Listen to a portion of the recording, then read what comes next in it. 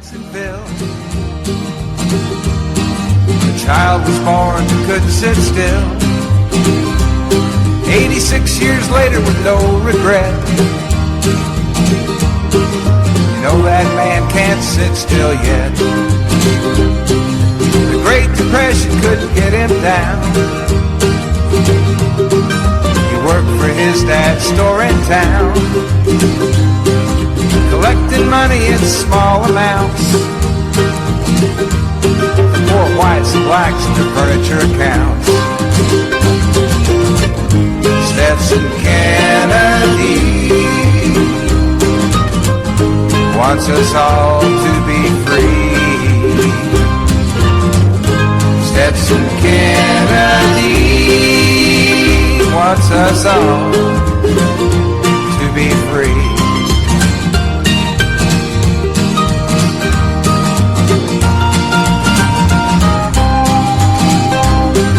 As he'd collect, he'd talk to folks. He'd hear legends, tales, songs, and jokes. Now this fine treasure he'd record and write. He was colorblind, didn't see black and white. Writer's project for the WPA. Zora Neale Hurston, he earned his pay. Crackers and blacks, they talked for hours. It was a barefoot history, this land of flowers. The Week That Was from WBRN Radio and on the Boston Red Network. The date of our episode is March the 7th, 2020. As we roll through March like the March winds, the COVID-19 virus has been rolling through Washington State. Number of cases have expanded beyond the extended medical center in Kirtland, Washington. We at WBRN as a basic policy are not highlighting the emphasis on the numbers as much as the extent of the virus. In Washington State, it has spread from Kirtland, Washington, to areas that are not associated with Kirtland, Washington, nor with a cruise liner, nor with Italy or any of the other countries that have been affected. Worldwide, the number is over 100,000 and counting up.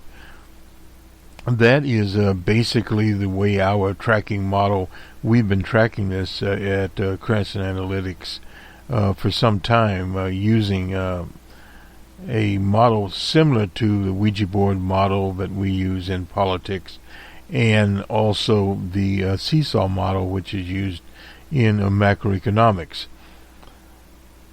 Nonetheless, the virus is real. It is out there. The U.S. is not prepared. The number of test kits were not out there. The Trump administration, via their vice president, has finally admitted so that they do not, at the end of the week perhaps. And in New York, up in New Rochelle, there are cases there, some attorney evidently there in New York. So in other words, we have the spread of the virus from California to New York and points in between.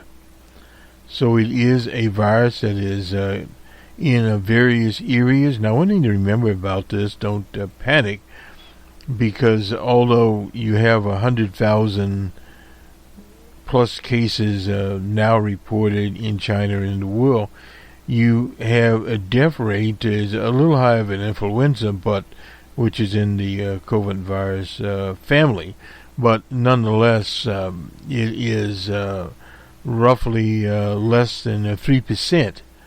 So you have over 3,000 people that have died. That's worldwide, moving towards the 4,000 mark, which is a little bit higher, but at the same time, many of these people had pre-existing conditions. Not all, but many did, and there are warnings from particularly in Washington State and in the Bay Area. In fact, in San Francisco and that area, the authorities have warned people to basically avoid areas where there are many people, period. and for people with pre-existing conditions or that are over 60 years of age, to avoid large crowds, use what they call now social distancing, which is roughly in the measurements used in the U.S. about 4 feet. That's certainly impossible if you're using the subway, the T, or something of that nature. You're not going to have 4 feet there, but people do need to get basic supplies, that is food, water, etc., and cleaning supplies, which I found were in short order. I was looking for isopropyl alcohol. You should have at least 60%. We use it for a number of things, including cleaning of CPUs, electronic stuff. Anyway, nonetheless, couldn't find it. Couldn't find any isopropyl alcohol in the store. So that means things are short. Other supplies are in a short supply. In some places, even things like toilet paper. People are stocking up, I should say. Basically, for those that, particularly people over 60, 65 or so, they have a supply of foodstuff within their home. Presumably 3 to 4 weeks at least of it, and that way you won't have to be out as much, particularly those that are in retirement or semi-retirement. Back to the Bay Area, the large tech companies there, Facebook, LinkedIn, etc., are allowing their workers to work from home. Work from out of the office anyway, nonetheless, not necessarily coming to the office. Now, the problem here is, it's a real-time problem with many jobs. People don't have sick leave or adequate sick leave to be able to do that. Now, there are obviously some jobs that you have to be there on the scene to deal with the general public, such as first responders, police officers, etc. But for other jobs, not necessarily can be done online, and the people are being encouraged to do that. There was a push in this country about working online 10, 15 years ago. Telecommuting, or whatever they want to call it, should have been more emphasis on that. There was not. That also saves energy, addresses climate issues, because you have less large offices doing nothing. And of course the commute, you don't have the long commute as they have in the Bay Area, particularly down in Los Angeles. Sporting teams are now drawing up contingency plans where baseball games will be played with minimal staff there. And of course, obviously the players, the stadium will be empty, it'll be live streamed. And that is for many, many sports, including the NBA, and also restricting people from going into their locker rooms. They probably will eventually have portable test kits there. There's also more emphasis now on robotic type testing kits that are capable of testing thousands of cases per day. You're going to see more and more of that coming in to this scenario. So things are changing in terms of, you look at the social outlook, the economic outlook. We'll be on Numbers Man talking about that, but we're in the first quarter of 2020, and much of that evidence will only start to appear in the second and the third quarter. This is a slow-moving incident. Many things, such as down at the port of Los Angeles, they're down about roughly 25%. I don't have my notes here, but that is cargo warehousing. Look for those types of things to be hit. The supply chain, which is global, will be hit in China. The official is about 40% of the factories have now started to come back online, but that is not every place in China, period. And there have been charges against China having dodgy statistics. Part of the problem here is none of these statistics are complete. It's sort of like the jobs report we had. That was 3 weeks, and it did not reflect this as in the U.S. did not reflect activity since that time. The nature of the U.S. economy has changed and was in a transition period prior to COVID-19 appearing on the scene. So these are some things you have to look at. And the Trump administration, part of the problem there, presenting a rosy picture that is Alice in Wonderland, not the case. The U.S. Health system, they hold up as the best in the world. Not true. What is factual there, in the U.S. spends much more money on health care than any other developed nation, period, and get less out of it. So when you look at, I was talking with a fellow at the market, he has medical insurance, but it is dodgy. High copays, so he doesn't use it very much. He's fortunate not to have been sick. But there's many, many holes in this healthcare thing, healthcare out there. So thus, this will help to usher in Medicare for all if the campaigns do it right. People will eventually start to see why that is beneficial to them with the insurance plans that they have out there now, and with sick leave policies. Some people get absolutely no sick leave. Some people get very little sick leave. We're talking about, in many instances, 2 weeks or more of quarantine, where some people are not able to go to work. There is movement in the Congress to extend sick leave in a bill that people will be nationwide utilize a number of days of sick leave, and in some instances using such programs as unemployment insurance. The administration is resisting that, and this is one of the problems that comes from the old days. The modernization is coming very, very quickly now as to where things are going today in 2020 on March the 7th. And as we go forward as a nation, things have changed drastically. And this change will have to be adopted, there's no doubt about that. Even DJ Trump is now speaking favorably of vaccines. As many people are aware, there is an infamous gang of thugs out there that are trying to hoodwink or bamboozle, particularly seniors and people that are sick, selling them so-called snake oil type things. Colloidal silver is one, or just called silver, is one of those. It would have very limited effect. Old Jim Baker, Dodgy Baker, who they had in jail in the 80s, is now back, and they are trying to sell a packet, I believe, for like $300 or more. But see, this goes a little further than that.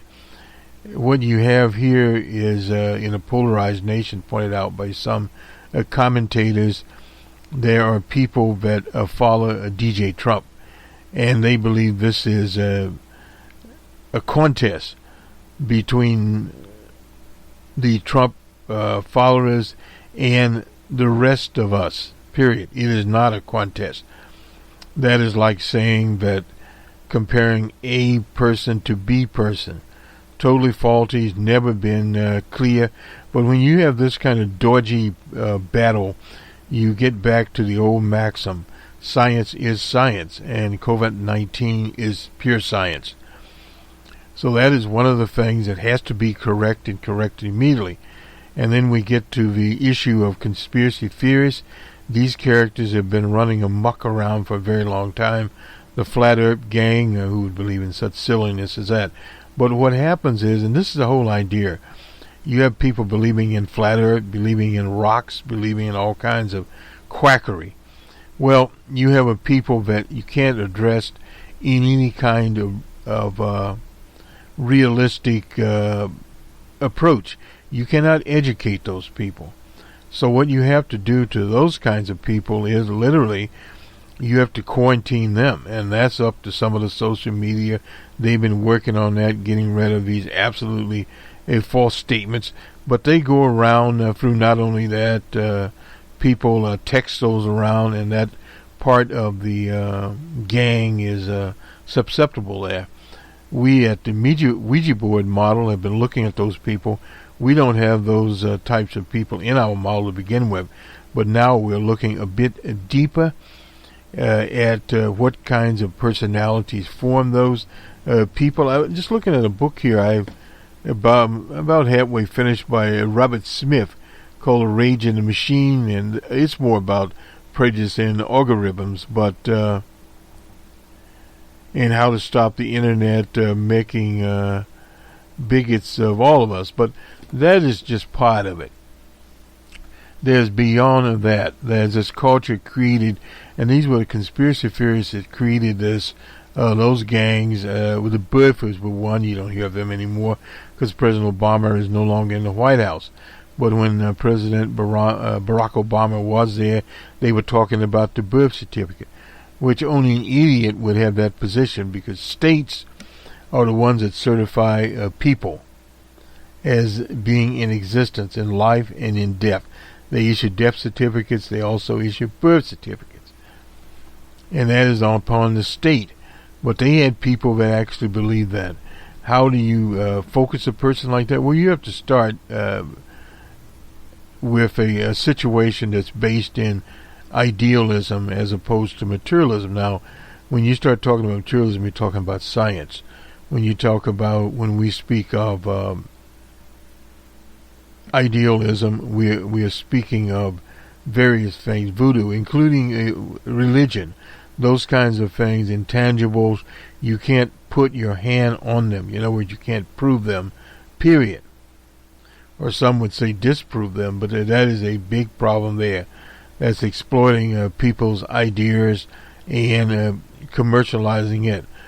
What has happened since 2016 with the Trump campaign, they came up with something called alternative realities or alternative facts. There are no alternative facts, period.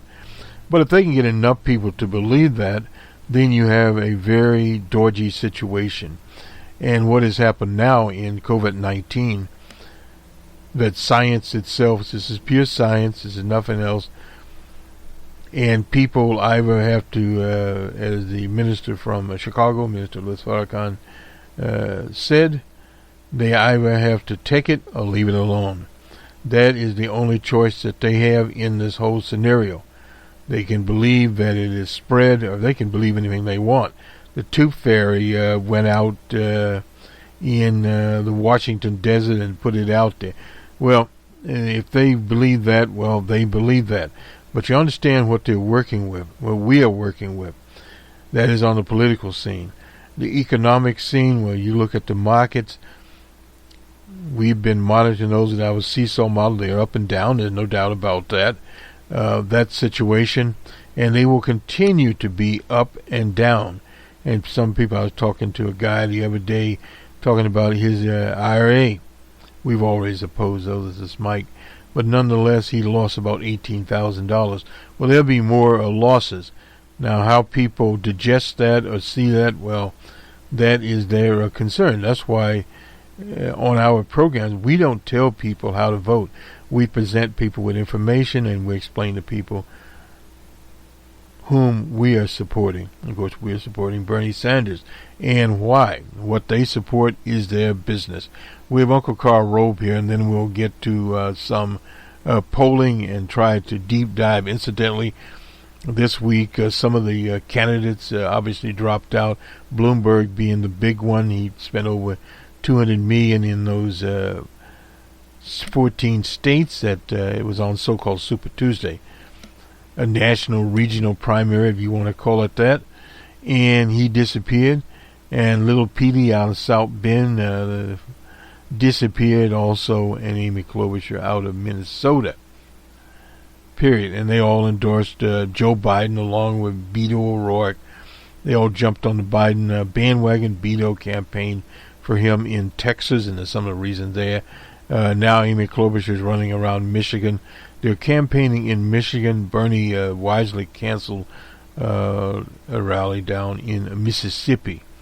Mississippi doesn't mean anything, and we'll go over some of those states that are a meaningless in a national election, and some are battleground. Michigan is one. But nonetheless, Karl Rove, writing in the Wall Street Journal, Biden may be saving the Democrats, is the title of Uncle Carl's article here. And he says, Americans just witnessed 17 hours unlike any other in the history of a presidential primary. The miracle began. There was no miracle there. He was slated to win in South Carolina. Incidentally, in South Carolina, the turnout was boosted more than normal, with Biden's campaign on life support after a horrible wipeout in Iowa. They tried, incidentally, to save Biden in Iowa by that dodgy application called Shadow. That was the product of Hillary Clinton's supporters. And the former vice president written off, but backed by followers of O.J. Simpson, African-American Democrats. According to Uncle Carl, Biden demolished Bernie 48% to 20% in the Pimento State, that is South Carolina. That was above what he was estimated to do. But he didn't get 50%. Now, this is totally different in a general election. In a general election, Biden will not win South Carolina. Biden then appeared on Sunday's shows to argue that Sanders' socialist views would drag down the entire Democratic ticket if he were to lead it. The message resonated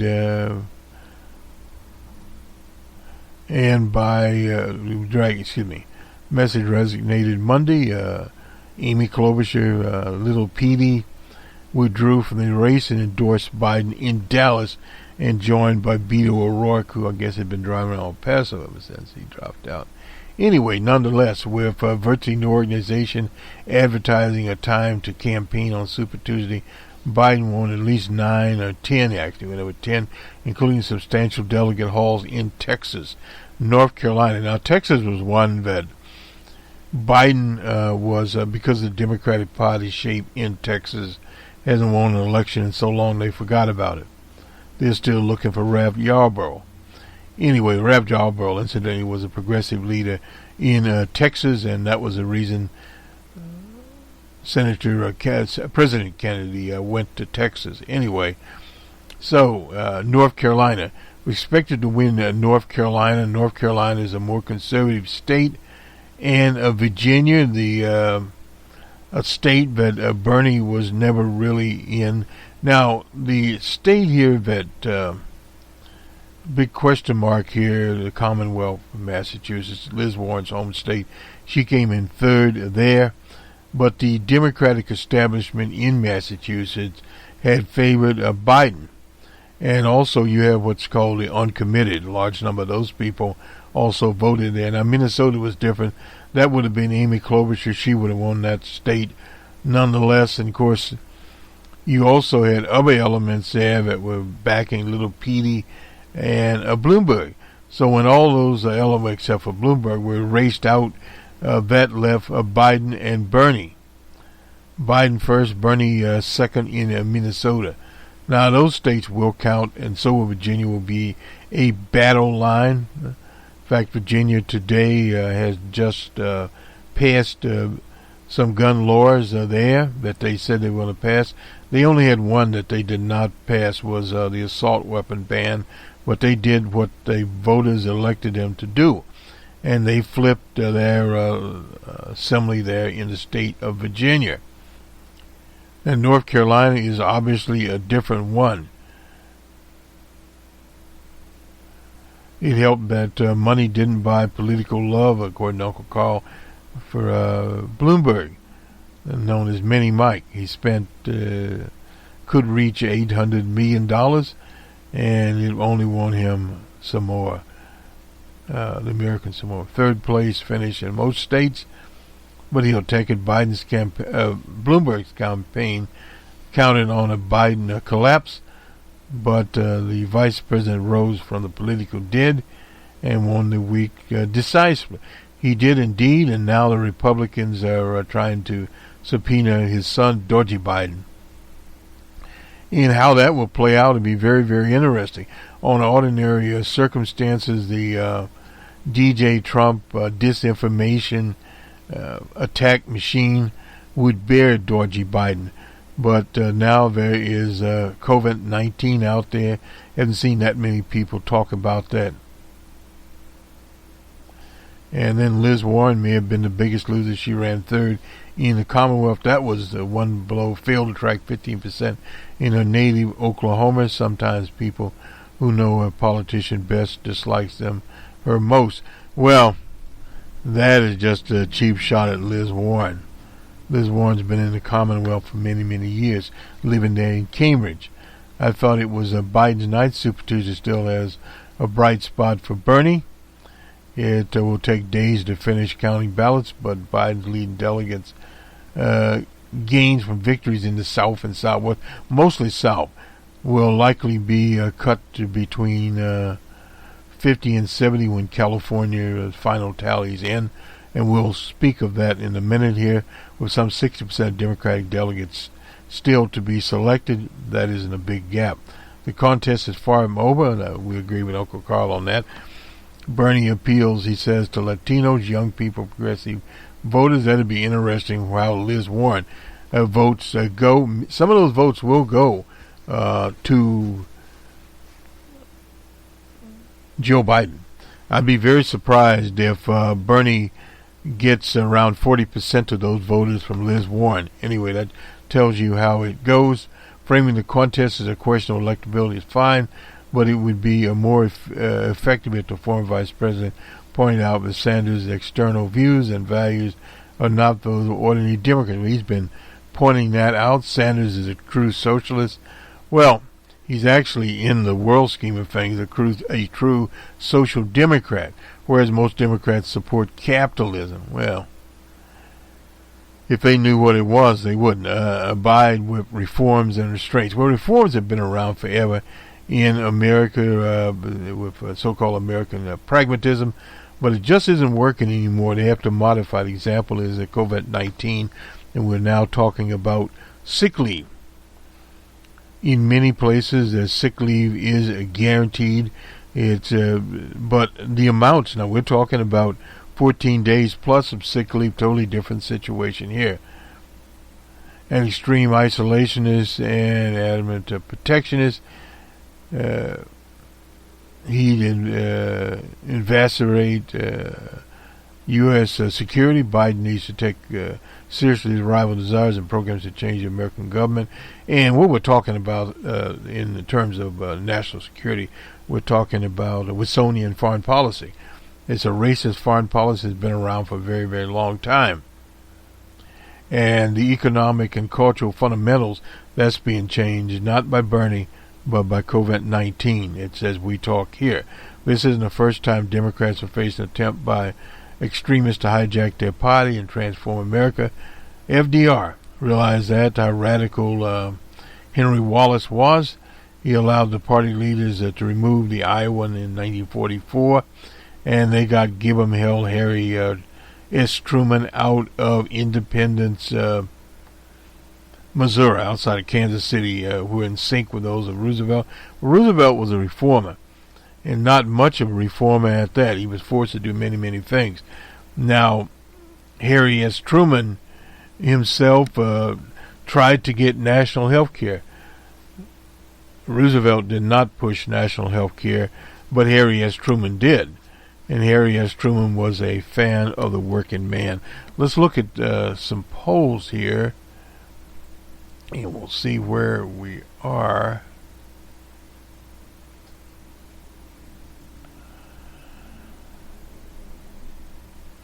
I will do a little roundup here from the Washington Post, I suppose, when we do the polling. And this is just Bloomberg exits the race. This is big headline the Post put down here. Biden, of course, campaigning in, we already talked about that, in Michigan. That's where the Democrats have to win Michigan. New voting system out in Los Angeles, the largest in the country, with more than 5 million registered voters. Only about a fifth of the county's touchscreen voting machines did not work and had to be replaced. Network problems interfered there. Voters could not check in and cast provisional ballots. Well, that's one of the little things there. And fundraising abilities. Bernie raised $5.5 million, needs every dollar of it. and Biden 7.1 million online over 42 hours, they claimed.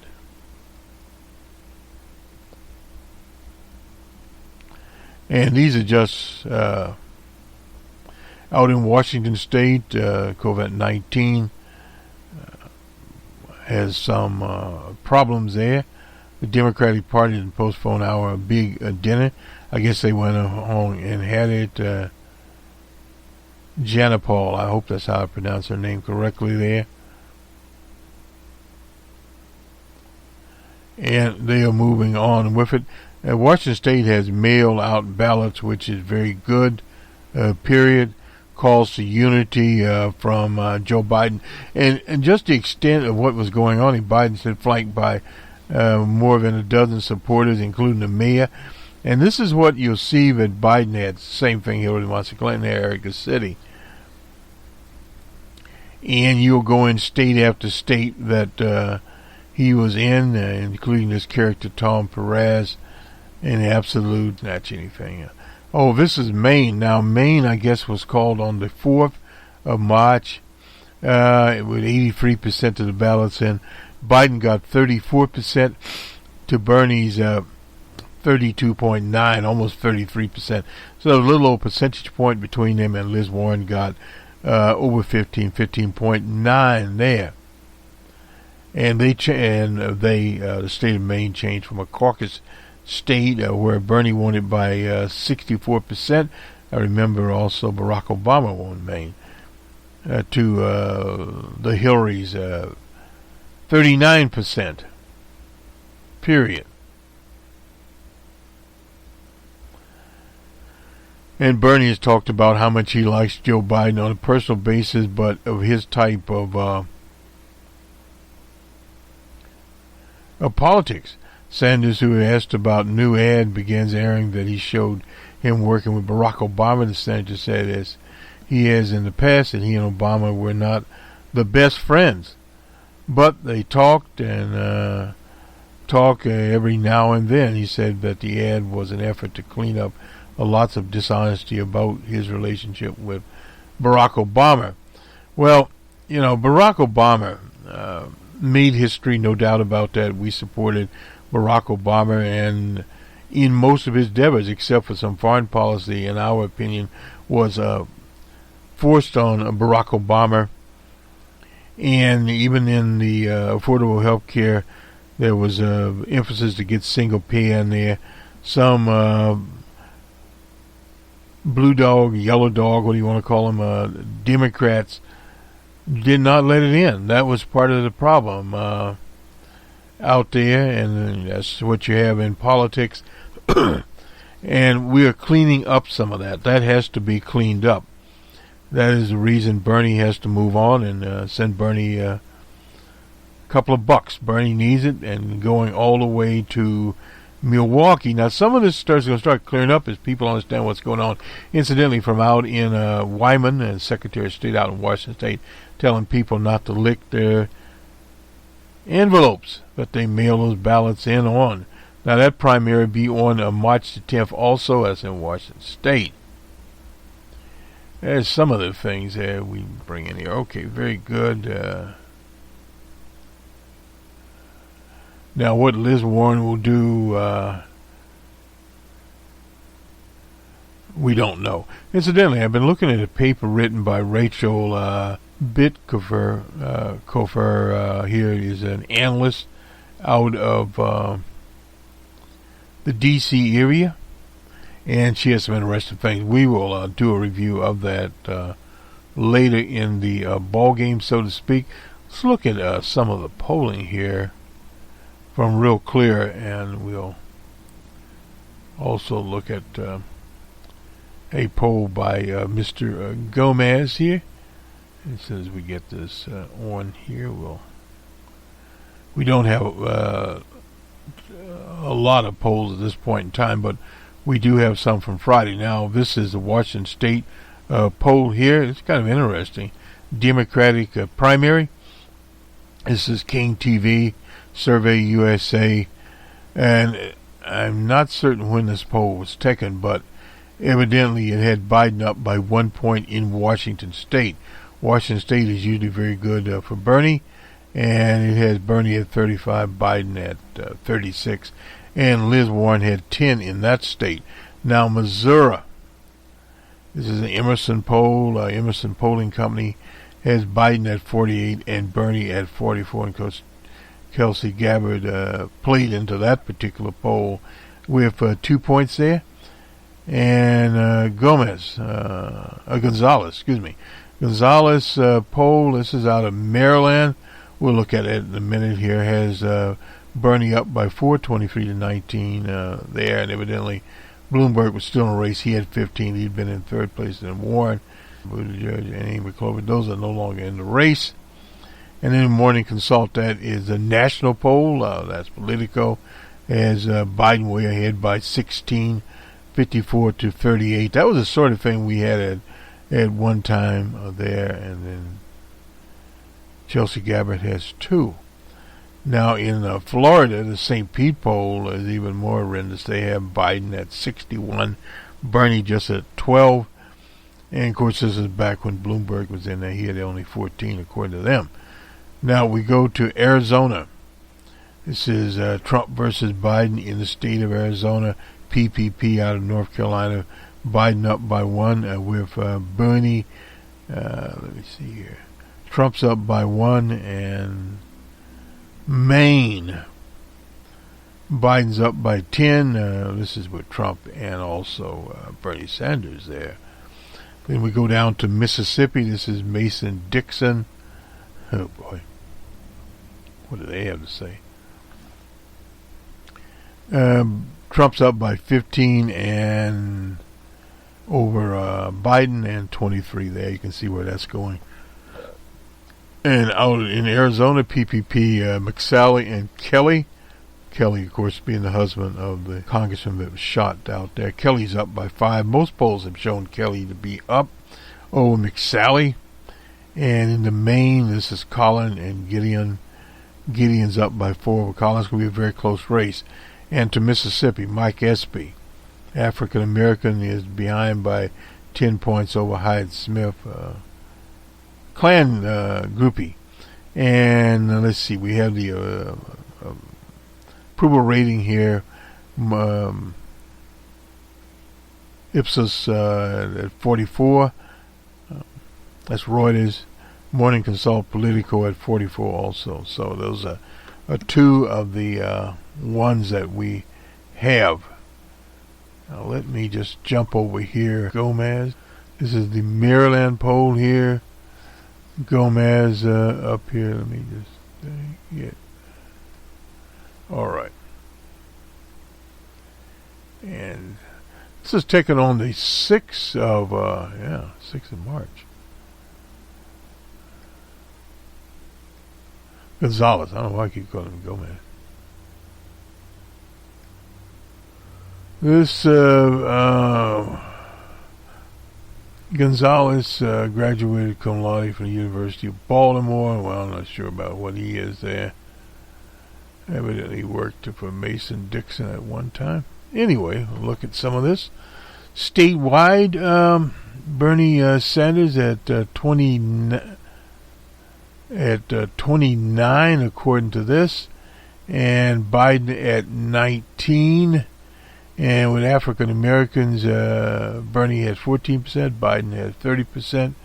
With Europeans, Sanders has 35%, and Biden just 10%. That's what it was there in Maryland. With the under 50, it's definitely Bernie 37 to 12, and the over 50, Biden 24 to 13. And the undecided, statewide 27, according to this, is the undecided, and 33% of African Americans. That will no doubt now defeat Trump or support my issues. With African Americans, 67% want to defeat Trump. With Europeans, 42%. With women, 54%. With men, 46%, and under 50, 46, and older, 55. Voters for Democrats in November, no matter who is the nominee, we have Sanders voters, 64% other voters, 88% there. Presidential primary, where Bernie Sanders is in the primary, at 23%, and 14.1% of African Americans. Just some things we're looking at here. I look at my pod. Under 51%. Actually, this was released on the 6th. On Saturday, it was embargoed until that time. So there's some older data in it. And the only reason I chose it was this is what we had left. Now we look at the major areas here in Baltimore, the metro area there. Vote for the nominee there in Baltimore, 82.1%. The Washington area, 81 there, and rural, 84% there. That's no matter who the nominee is.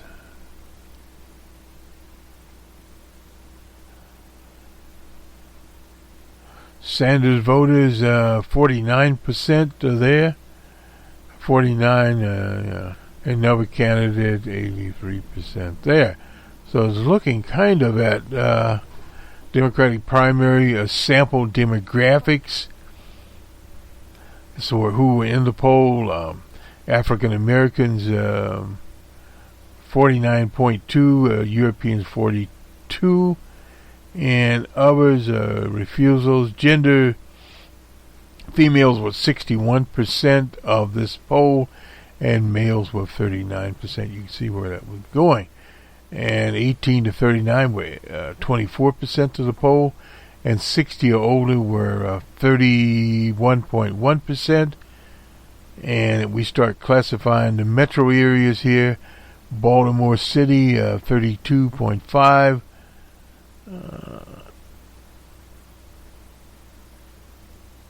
And the Arundel County, I'm not sure where that is, was 17.5. Baltimore County, 31. And Howard County, 12.6. Not that familiar with the counties here. But if we start looking at the metro, Montgomery County, this is in the Washington, D.C. metro, 46.3. Prince George County, more familiar, at 44.9. Charles County there. Rural Maryland, the Eastern Shore, Southern Maryland, number were 24 there at 54.5. And Western Maryland, most people don't understand Maryland, a lot of Maryland is in the south. In that area, it borders Delaware, which is Biden's home state. So that is south. Now, this is when the poll was taken. This was conducted the 22nd through 28th of February. Small poll, too. 331 registered Democrats in Maryland who vote regularly in primaries, utilizing both landlines, 34% of landlines, mobile phones, 66%. And it has a plus or minus 5.5%, large error rate here in the Gomez poll. Anyway, I thought we'd get that in. Let's jump over here to the LA. I think we're going to the LA Times. We thought we were going to LA Times. JMC Analytics. Now this is on the 4th. They put this up. Super Tuesday is concluded. Joe Biden has staged an incredible comeback. He certainly didn't look like a viable candidate until recently. He started off with 4th place finish in Iowa and 15% of the vote in New Hampshire. He finished with 8% of the vote. He saw partial redemption in Nevada with a 2nd place. That's not emphasized much. It's showing an 18% of the vote. Then he surged in South Carolina with 48%. Now, combining the unambiguous victory with rapid withdrawal of Mayor Petey and Amy Klobuchar in the aftermath of South Carolina, Joe Biden certainly ran the table there. Not only did he win 9 of the 14 contests, actually up to 10, but he wins across the Eastern and Central time zone with no African American majority electorate. Bernie Sanders' victories, one in the Eastern time zone, two in the Mountain, and he appears to have clinched to California and the Pacific. This is one of few that actually gave the time zones. Kind of interesting what they did. They're out of Louisiana, incidentally. Strong Democratic turnout in 12 of the 14 contests. Democratic turnout last night exceeded the 2016 turnout, and in 7 of those 12 contests, Democratic turnout exceeded the 2008. Now that is very interesting there. Those states were Colorado, Maine, Massachusetts, Minnesota, Utah, Vermont, and Virginia. Now, Bernie won Utah and Vermont and Colorado. To be technically correct, the two caveats, Colorado, Maine, and Minnesota, and Utah switch from caucus to primaries, and leastcomers in the primaries generally higher voter turnout. Now, I'm glad they pointed this out, because that happens while California and Oklahoma did not attain 2016 level turnout. California is a work in progress regarding turnout. Thanks to a larger percentage of mail-in ballots, 59% of people mail them in. That's 59% of the vote in 2016 was cast by mail. That are cast, voting takes months to complete, so even though as of the writing of this article, 2.7 million Democrats cast votes for president compared to 5.01 in 2008 and 5. MC estimates easily another 4 million votes have yet to be counted, the results of the turnout in the state. Now,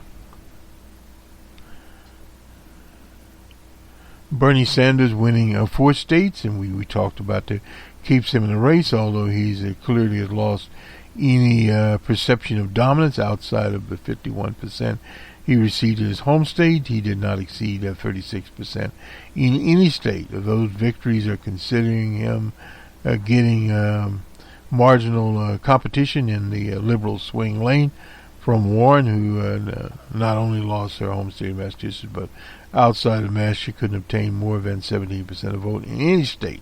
She is out of the contest, incidentally. Bloomberg's honeymoon with Democrats rapidly ended after a fluttering performance in 2 successive debates. He did not receive more than 21% of the vote in any contest. Well, that starts to happen. Now, they do a very good analysis here. Now, this is the Amy Pete factor, given that Amy Klobuchar and Little Petey quickly ended their candidacy after South Carolina, and too soon to take their names off the ballots in many Super Tuesday contests.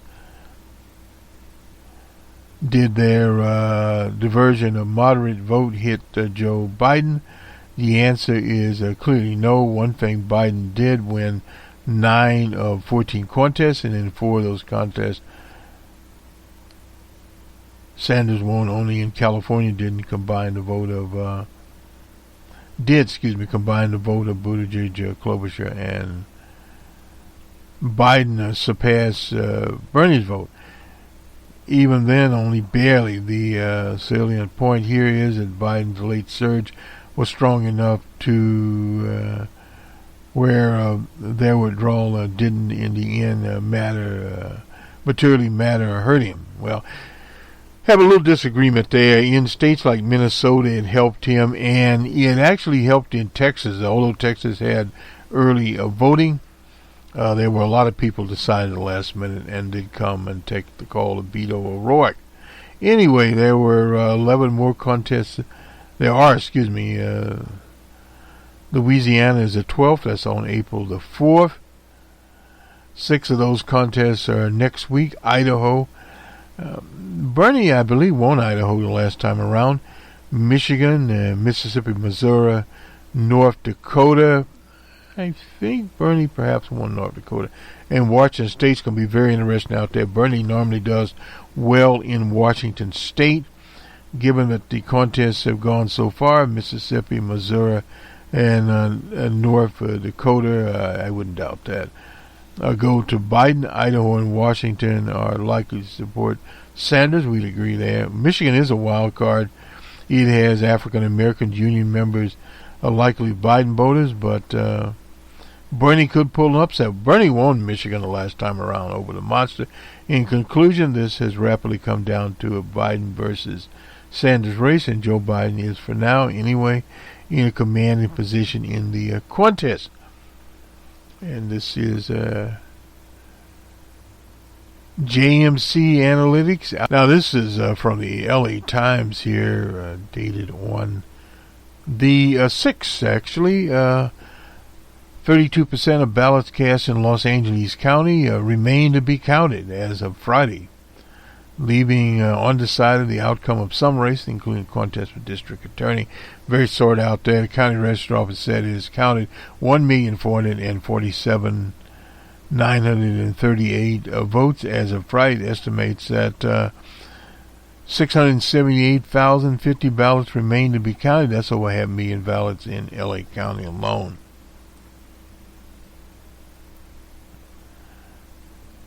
LA County, with 5.5 million registered voters, rolled out a new voting system.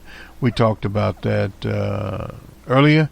The election chief, Secretary of State Alex Padilla,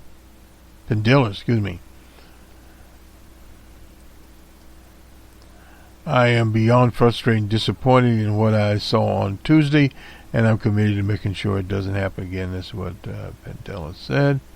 The county said it won't have final certification election results until March the 27th. So they will continue on trying to update things. And let me just check here. Back with the LA Times, we went from the LA Times to Washington Post all along. Incidentally, there was at the Supreme Court an abortion case out of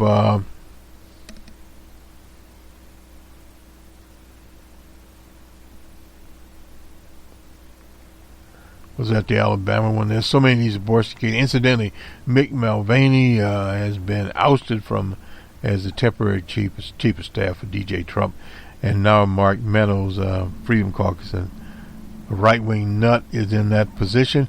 That's kind of interesting. The Trump administration seems to be circling the wagons. What does that mean? We'll have more about that on the Monday Morning Quarterback. And let's see, what else do we have here?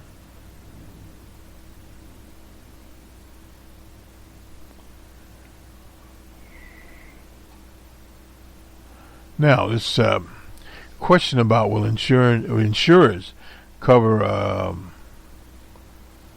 COVID-19 tests? Well, according to this article, it's up in the air, but evidently the Congress will force that on them, and people on Medicaid also can get the test. Now, that's going to be a very big question here, and we'll see where all of that goes here.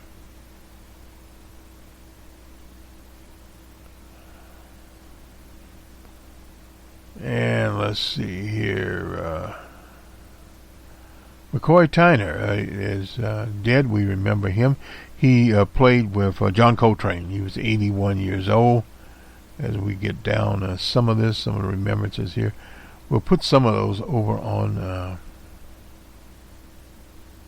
International Women's Day. Incidentally, is tomorrow. We honor women internationally. Don't want to forget anyone.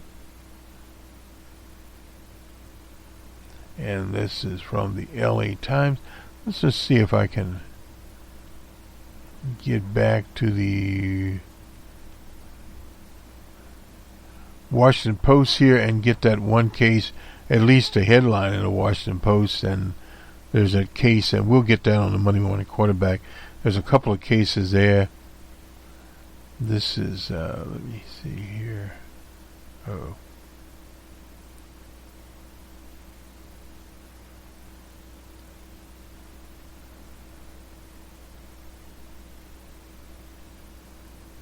Incidentally, the Trump campaign is not only suing the Washington Post and the New York Times, but now CNN.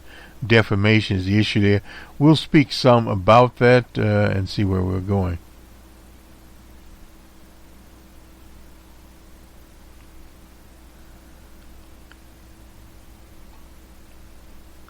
Oh. Dixie Chicks have a release out here, first time in 14 years. I didn't know that. Called Gun Lightner. Unrepentant Liar. It marks a comeback for the band after a career-changing controversy. Anyway, the Dixie Chicks. We'll have to go back and look at this particular one. Always like the work of the Dixie Chicks.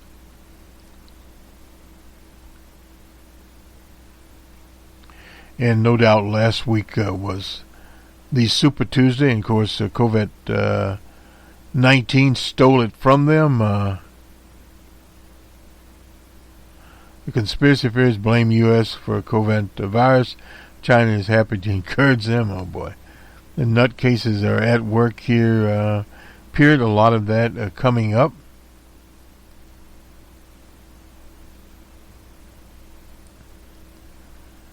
And Medicare for All would be a boom to the American labor market. The study finds. We'll look at that. No doubt about that. It will be a boom. And so is COVID-19. We keep rattling that one, but basically that is period it, where Joe Biden has got another endorsement. Somebody in Prince George County, Angela Alsobrooks. You're going to see some of that revolve around here. There's no doubt about that. You're going to continue to see those kinds of things revolve, and we'll just keep revolving, as one would say.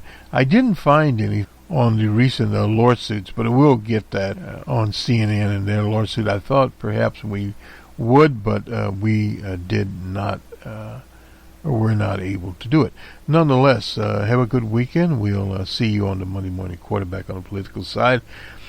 And on the numbers man side, we'll have This Week in Economics. We'll have a lot to talk about there, so we'll have all that for you. We'll look at the jobs numbers. We'll look at the beige books. That's the Fed's book of various districts there.